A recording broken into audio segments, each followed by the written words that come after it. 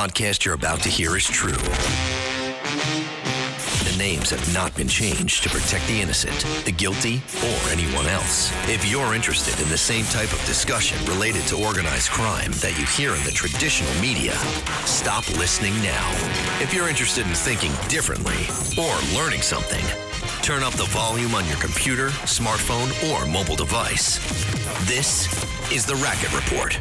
Here's Frank Morano. Welcome to the Racket Report. I'm Frank Morano. This is the podcast that seeks to take you inside the world of organized crime from a perspective that is rarely heard in the media. All perspectives and an attempt to really delve into the nitty-gritty of stories that you may have seen in the headlines, but that you may not necessarily have a full understanding of. I can't think of a better person to talk to than the guest that we have today. Now, in order to understand the guest that we have today, you need to understand the life and times and the criminal career, quite frankly, of John Gotti. Almost every movie about John Gotti, any miniseries, any book, begins with something that occurred in May of 1973, where John Gotti was responsible for the killing of James McBratney on Staten Island. And the reasons as to why have been a subject of some dispute over the years. But the one thing that's indisputable is that for the last 50 years, the McBratney family has had to deal with the loss of someone that was taken from them at a very young age, his early 30s. So I'm very, very pleased that we have on the program today someone that can give a level of perspective that I don't think anyone else can. The son of James McBratney, Joseph McBratney. Joe, thanks so much for joining me. Thank you very much, Frank. It's a pleasure to be here. So, Joe, I know you were 10 years old when your dad died, and that's a very tough age because you're old enough to know what's going on. It's not like you're a 2-year-old where you just don't understand what's going on, but it's also a good age in that you are old enough to remember memories of your father. I know this is a tough thing to talk about, and I know it can be emotional. I appreciate your willingness to delve into this. I'm wondering if you can share what you remember about the circumstances of your dad's death, especially from a 10-year-old's perspective. It was a very tough age, and the family was very protective of giving us information other than we have to say goodbye to Daddy or your father was killed. And understanding that we were never to a funeral, nobody ever died before. That was the first one that my brother and my sister and myself had to experience. And it was tough. It was, I remember my mother coming in and telling my brother and I and my sister about my father's murder that night he was murdered, that May 22nd. I can rerun that night through my head anytime at any given moment, which, it's, my father was who he was and he did what he did. But that doesn't make it easier to lose him. Took a lot of years for me to get good with that. Yeah, no, I can't imagine what that must be like.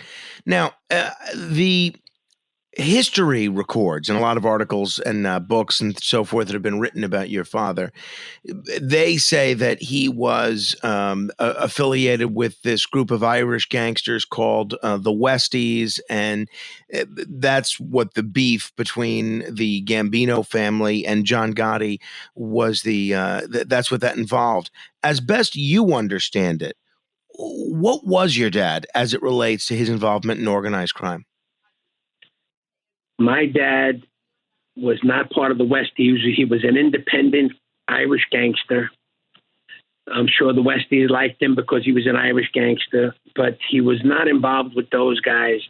He had, I met with the detective who arrested Gotti, Ray Taylor, and he became a very good friend of mine over my life. In fact, I even met the man who was sitting next to my father on the night he was killed. And I had a little interview with him and question and answer from him. My father had nothing to do with the Gambino kidnapping, which that they put that on the top priority, that he kidnapped the guy and then killed him. which Ray Taylor told me that he had nothing to do with it. That was a crew in New Jersey that was kidnapping gangsters as well, because it was immediate money and they got paid for doing it, and nobody called the police. Now, as you mentioned, for people that aren't familiar with the official story, the story that's been told in a lot of movies and books over the years is that your father was part of this crew that kidnapped the nephew of Carlo Gambino. I believe it was Manny Gambino. And then basically your father was killed in retribution for that. So if that didn't happen, what's your understanding of what the dispute was that led to your father's killing? Well, my father was involved with some kidnappings. I'm not going to take that, and hide that. And he was part of kidnappings. He kidnapped Frank DeWap and got $125,000. We had a Cadillac in the driveway, and he had new shoes and suits. But that was about the extent of what we had. He kidnapped another guy and got a little money from him, then kidnapped a low-end bookie. But as far as kidnapping Manny Gambino, he wasn't involved in that. But when Manny Gambino was kidnapped and killed, Gambino, they heard about my father's crew kidnapping guys and said, anybody involved in kidnapping, wipe them out. We want them gone. I see. And that night, they were supposed to take my father and bring him to Brooklyn and torture him and get information on who was involved in the kidnappings, but that's not how it went. So you think they actually knew that your father had nothing to do with that Gambino kidnapping, but their attitude at the time was, okay, we're going to go after everybody that's been involved in all these kidnappings? Right. We don't know who it is, but we're taking everybody out who we know is involved in kidnappings. Mm-hmm. And they found out my father and his crew was kidnapping guys, and they went after all of them, and I believe they got all of them. This was I don't even believe that John Gotti was an inducted member of the Gambino crime family at the time that this happened. But they said, again, who knows what aspects of mob lore or mob history are accurate, which is why I'm glad we have you here to straighten out the aspects from your perspective that you're aware of. But they said that this kind of put him on the fast track to mafia superstardom. And when he took a plea in the case of your father's murder, when he was prosecuted, he's represented by Roy Cohen. The prosecutor was Phil Minardo, who then became a judge, who I know a little bit. He got what I think most people would consider a sweetheart deal, which is he got 3 years in prison for manslaughter. Now, when you're a teenager, you're beginning to understand what's going on here, and you're beginning to understand that after only 3 years, the man that killed your father is free, and your dad is never coming home. I'm just curious, how do you feel, and how did you feel 50 years ago about that kind of a sentence, 3 years of manslaughter for killing your dad? Now, imagine somebody gets in a fight and punches somebody and they die, and you go to jail for 10 years for manslaughter. Imagine 3 years. I don't even think he did 3 years total for the murder of my father. So a sweetheart deal, that was like a gift horse. And how they got it, I mean, I don't understand it. I still don't understand it, but it is what it is, and it happened what it is. But if you or I got in a fight and I fell down and hit my head and died, you'd get 10 years in prison today, whether you had Roy Cohn or the best of the best. The law is the law. But so was there a little bit of bitterness on your part about that? Was there a little bit of being feeling as if you were treated unfairly? The bitterness was, I mean, I'm gonna explain to you. My family kept it a secret from me when they caught who killed them, and I didn't know. I was 21 years old, and my mother called me and she said, "Don't look at the newspapers or the news," and which is like telling me, get every newspaper and watch every news channel there is, and that's the day. Which was when the murder of Castellano and Tommy Bilotti happened. That's when I found out who killed my father. I was 21.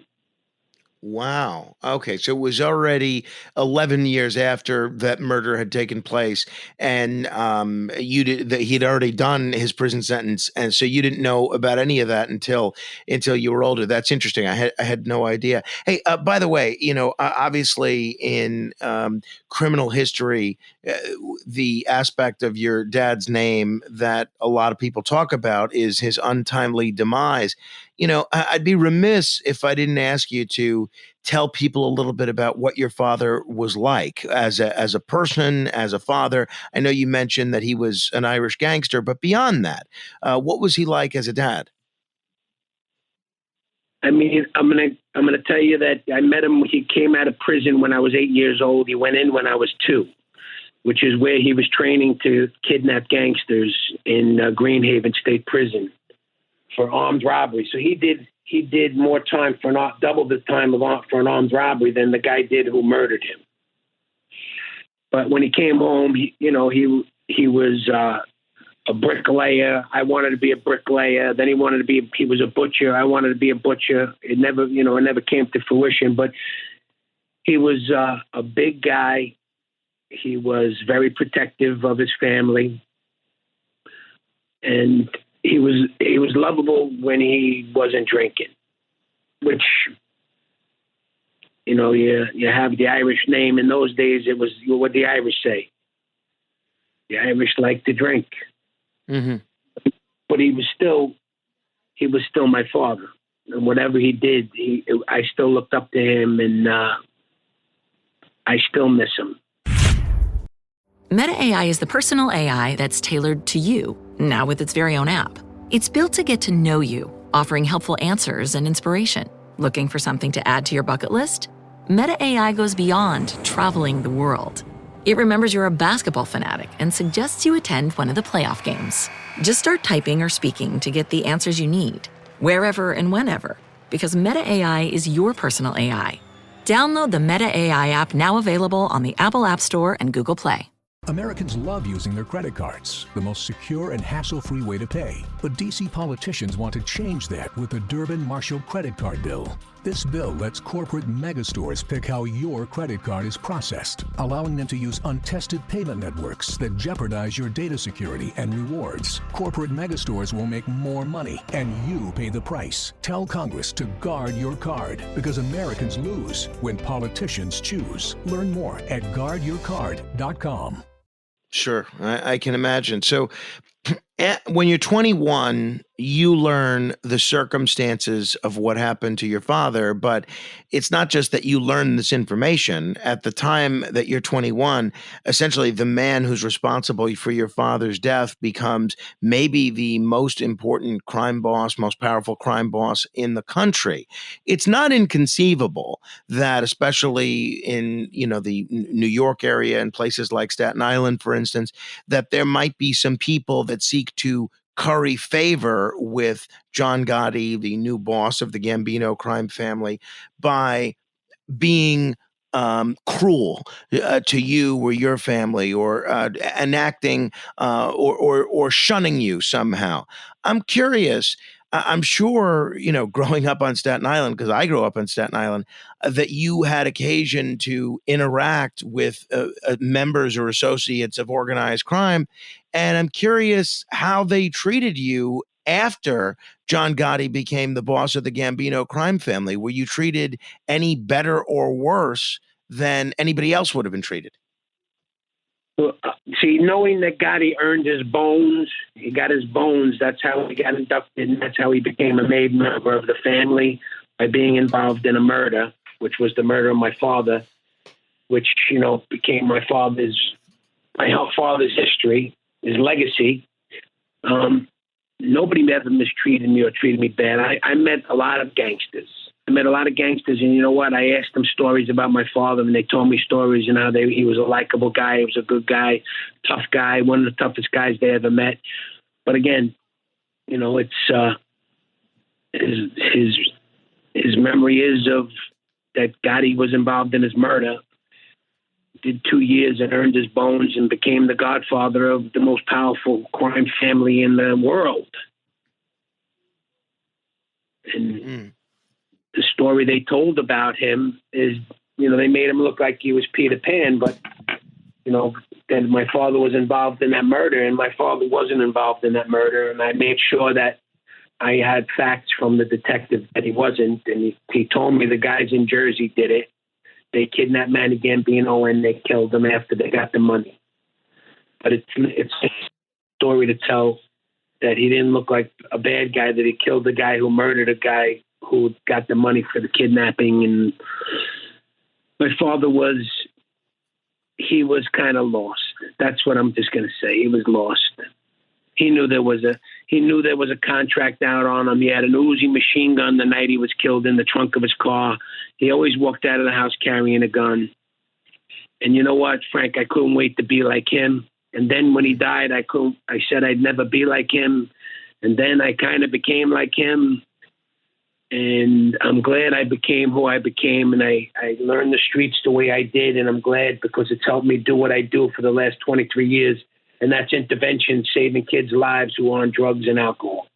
Yeah, I want to ask you about that because ultimately that's a lot more important than than rehashing any aspects of crimes from 50 years ago, because that has an untold positive impact on countless other folks. But I do have to ask you about an article you were featured in the New York Post around the time that John Gotti passed away. And I thought your response was very mature and very, very telling of your healthy frame of mind at that point. Basically, the headline was in some sort of disbelief that you weren't happy to see John Gotti go, meaning when he died. I'm curious why. Can you explain to folks why, when John Gotti died of prison, very tough death of cancer in prison, why you weren't happy to see that the man that killed your father had died? Well, I'm happy. Even when he was arrested, every time he was arrested or charged, they put my father's name and picture in the paper, and the picture they show is my father laying dead on the floor. That's, for me, I don't want to see that photo anymore. I don't want to see. That's not how I want to picture him, and that's not how I want to remember him.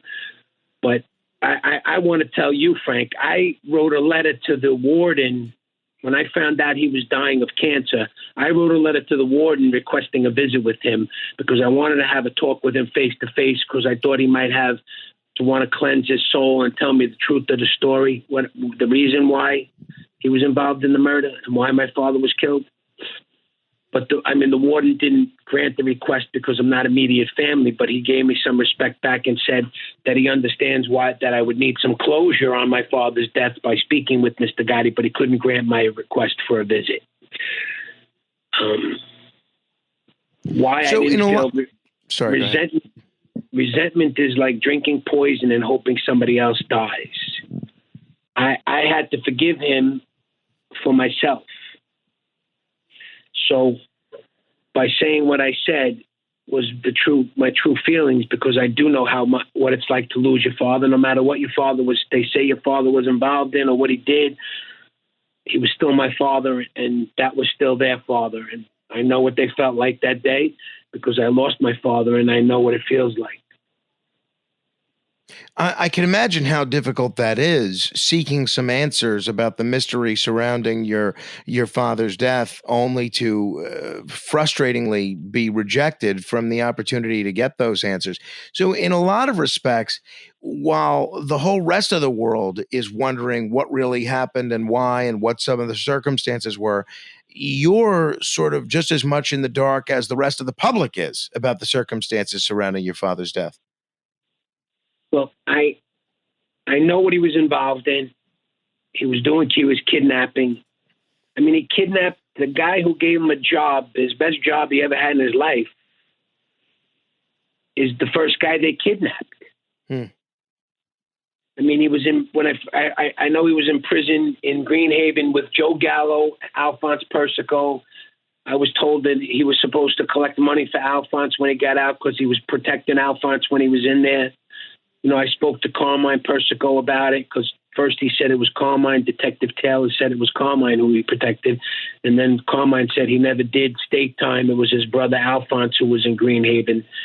We had correspondence back and forth when he was in prison.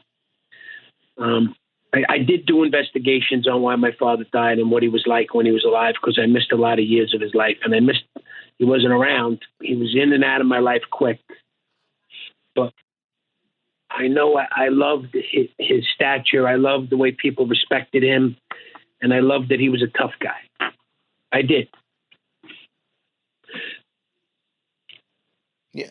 The thing that a lot of people point to as frustrating for victims of organized crime or folks that just play by the rules is some folks didn't appreciate how John Gotti was portrayed as a hero in certain neighborhoods and celebrated as a kind of a celebrity and covered in the tabloids. As someone that knows that he was responsible for your dad's passing, both when John Gotti was alive and after that, how did you feel about John Gotti being treated as a tabloid celebrity? Oh, God, Frank, there were so many times I thought about killing him. I killed him in my mind many times. But I didn't want to go to prison, and I had family that I needed to think about. But when I tell you that, it made me sick to my stomach that people looked at him and thought he was the greatest gift to them. And, I'm sure there's many people who feel the same way, that it was disgusting.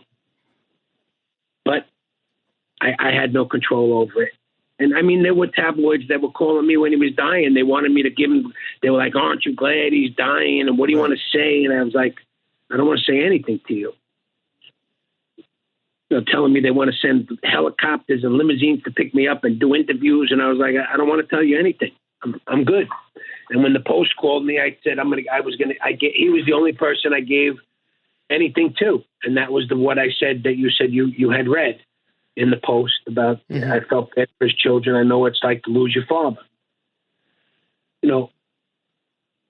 I believe everybody has a God, and I can't play God. Because I'm not him. I'm not him. Sure. None of us are. Last question about this, and then we'll move on. There have been a lot of cinematic recreations of your father's killing, obviously the 1996 HBO film Gotti. If I were in your position, I don't know if I would watch any of those or not. On the one hand, I would be really curious about how this was depicted. On the other hand, it would stir a lot of emotions in me that I may not want to revisit. I'm just curious, have you seen any of these cinematic recreations of your father's killing? And if so, what have you thought of them? Frank, I have never watched one of them. I have never felt the need to watch them. And I know that how they depict it happening in the bar is not how it happened. Gotcha. Yeah, I can understand. Go ahead. That's not what happened. But they make it look like it's the way what it is because that's TV. It's made for TV, made for big screen, but it's not how the story goes. You alluded to, and I'm glad you're doing great things now, and we'll talk about exactly what you're doing now. You alluded to how, to some extent, you also went down a bit of a wayward path at times. The New York Times in 2006 referred to you, citing law enforcement sources, as being an associate of the Bonanno crime family. Now, that word associate gets thrown around by the media and by law enforcement pretty liberally. I'll ask you, were you an associate of the Bonanno crime family? And what did that mean as far as your understanding of that term associate goes? I was never an associate of any crime family in New York, and I wanted the New York Times to write an apology for doing that to me. But that's how they sell newspapers. No, so there's no truth to that at all. No. I listen, because I know people and I've sat down at dinner tables with them doesn't make me their associate. I told you that I met so many gangsters, and I asked them to tell me stories about my father that they knew and they saw, and that when they met him, and they all told me stories about him, and they all had respect for him. They all had a certain type of fear of him because he was crazy. He was a wild man. He was an independent gangster doing his own thing in his own head. He supposedly wanted to save money to buy a club. I don't know about that. But just because I sit down at a table and have dinner with somebody doesn't make me their associate. Mm-hmm. Mm-hmm. Yeah, as I said, that word associate gets thrown around pretty liberally by both the press and by law enforcement. So I'm glad you asked the Times for a retraction.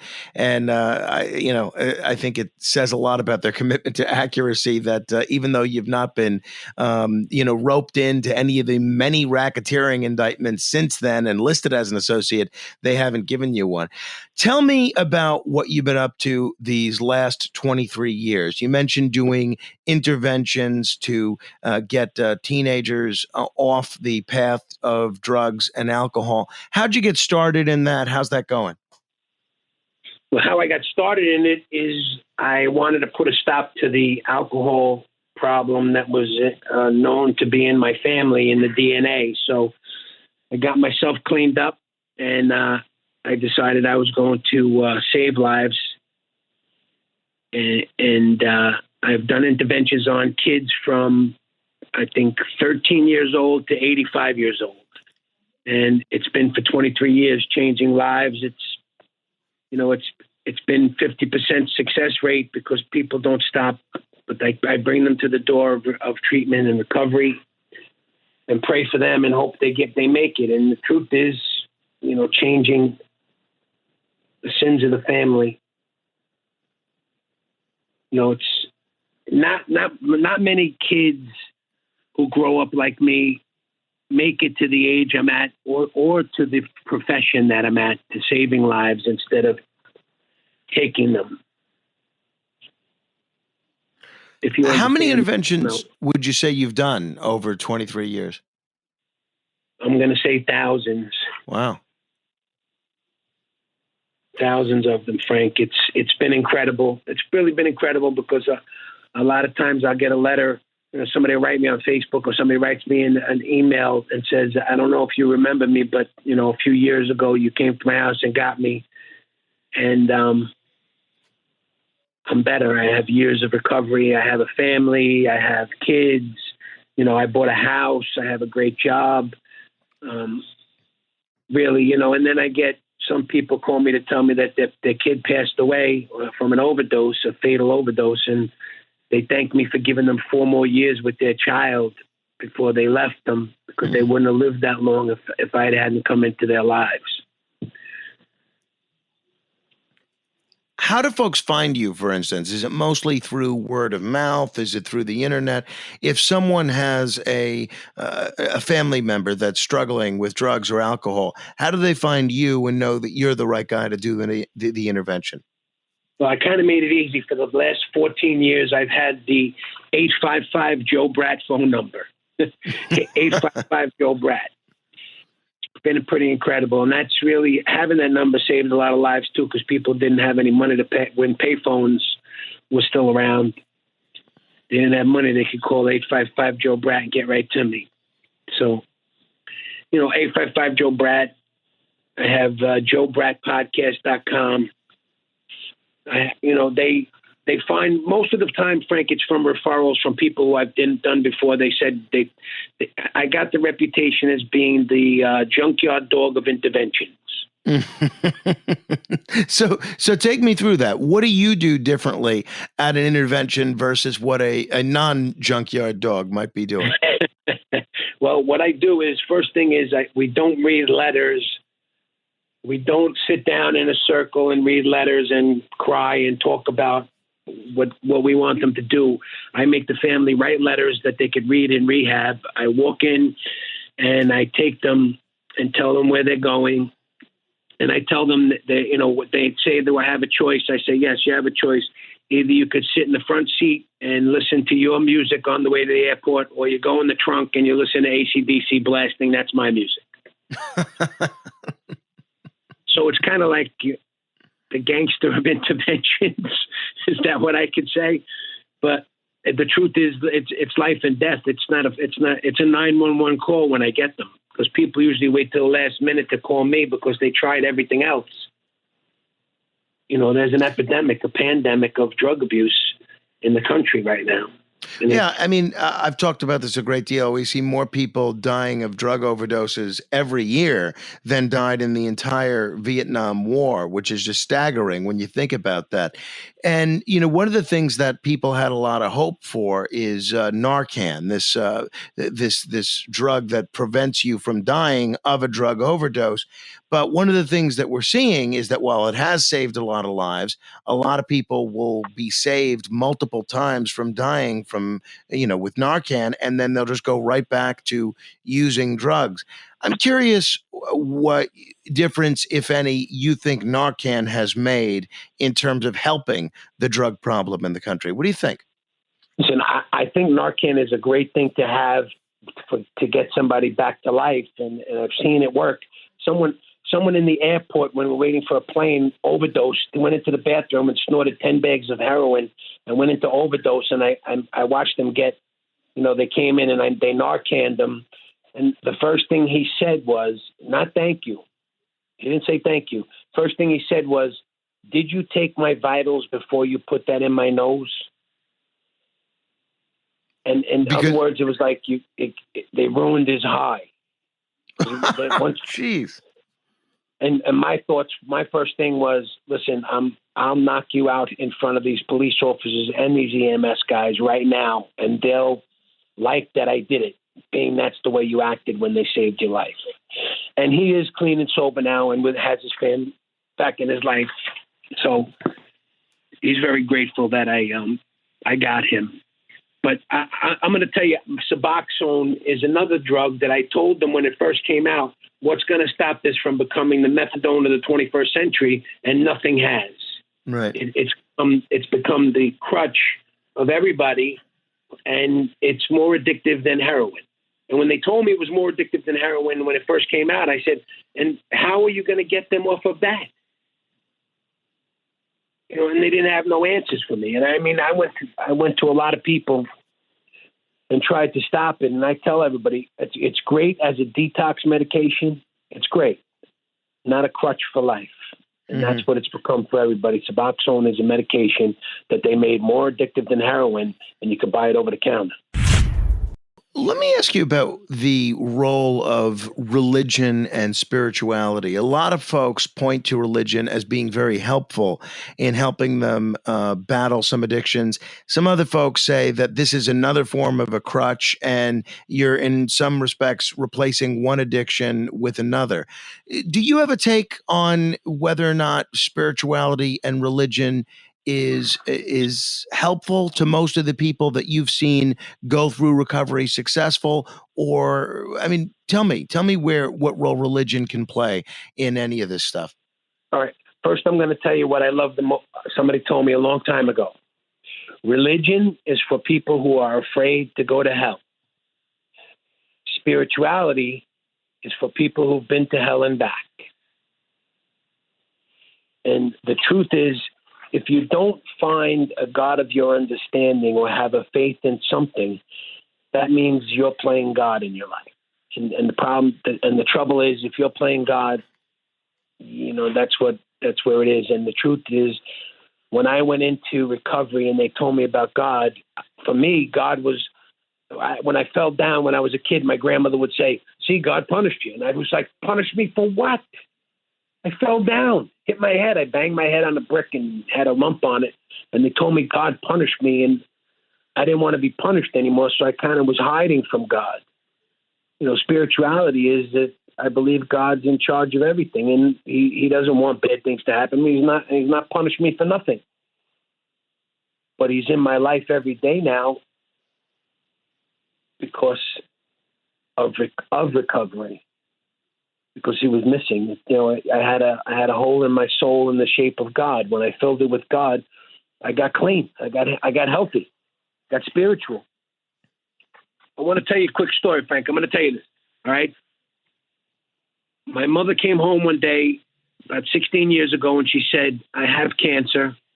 The doctor said it's an aggressive cancer, and if they don't get it all, I have 6 months to live." I went to the cemetery. I screamed at my father's grave, and I told him, "You didn't do nothing for my mother. You left her. You never did nothing for us. And you better do something for my mother and make sure she lives through this." And I left the cemetery. No one ever knew I went to the cemetery. Somebody told me they had this psychic woman that I had to go see, and I said, "You know what? I'm going to go see her." And I went to the psychic woman. I sat down with her, and she was sitting there, and all of a sudden she went, "Whoa, somebody really wants to talk to you." And I go, "Yeah, who?" She goes, "It's your father. He said he did what you asked him to do for your mother." Mm. So if that's not, and if that right there, nobody knew I went to the cemetery and asked my father for anything for my mother. And this woman out of nowhere tells me, "It's your father. He said we did what you asked her to do for your mother." My mother's 16 years cancer survivor. Wow. So if that don't help with spirituality, I don't know what will. Yeah, no, that's a great story. Joe, a lot of folks may wonder what else you're up to now. I understand you're actually working on a book, and you alluded to a podcast. What's the next step in Joe McBratney's story? Well, see, Frank, one thing I'm going to tell you about me is a lot of things happen with the spirituality and God thing because I own the largest collection of Michael Jackson artwork in the world. And I don't know but that's going to take that would take a whole nother day to talk about. But I came into this collection, and Michael Jackson was sick like me. And you know what? I know because I had back surgery, and when I had back surgery, they gave me those pills. And when Michael got burned in the 1983 Pepsi commercial, they gave him Percocet. And that's what led to his demise over time. So me getting his collection and learning about his drawings has been an unbelievable gift for me. But I told the person I bought them from I wanted to sell the collection so I can open up a rehab and help kids in my own rehab. And that's what I'm looking to do now. I'm looking to open up the rehab. Wow, that's great. Yeah, I'd love to do a whole separate segment on the Michael Jackson artwork. That's wild. Hey, Joe McBratney, I very much enjoyed the conversation. I'm wishing you the best of luck with everything that you're doing. Thanks for being so candid about a lot of issues, which I know can be very difficult to talk about. Appreciate it. Frank, thank you. Thanks for the Racket Report. I appreciate you. Thank you. If you want to share this podcast with someone, I'd certainly appreciate it.